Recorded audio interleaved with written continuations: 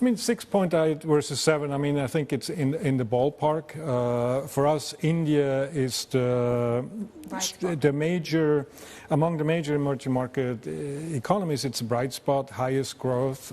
Growth is robust. We expect growth to remain robust, so for the next 2 fiscal years around 6.5%.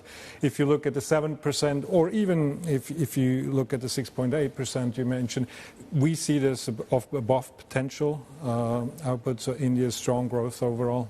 Yeah. How are you looking at the challenges over in China with some of these deep structural issues that they're trying to sort out at the moment and sort of knock-on effects for the broader global economy? So China faces the issue weak domestic demand with the real estate correction, which is weighing on the economy. It has been weighing a bit more than we expected, so that explains the small downgrade in our forecast.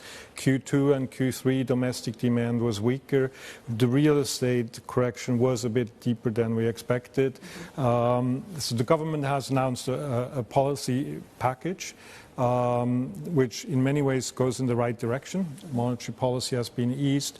Fiscal policy is looking to address some of the issues we have been discussing in our surveillance, in particular addressing local government financial strains and trying to help the correction and the adjustment in the real estate market.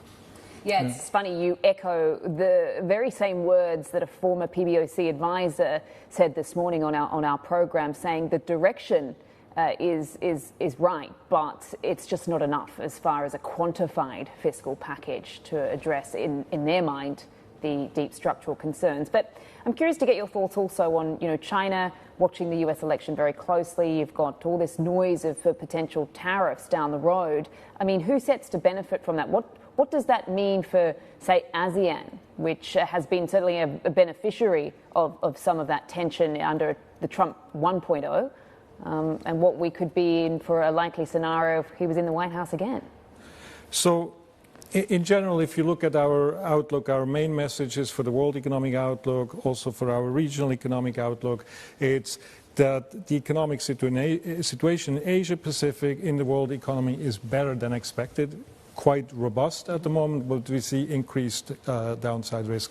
And the major factor behind the increased downside risk is geoeconomic fragmentation and greater trade fragmentation. So that's a global risk. It applies to the world. The whole world is watching it. Everybody is concerned. Now, what I think our main message on sort of who benefits possibly from fragmentation, our message is more nuanced. Mm-hmm. It is true that some countries in ASEAN have benefited. They are connected countries, right? They have sort of, while direct trade between the US and China has decreased, ASEAN economies, say Malaysia, for example, have stepped in.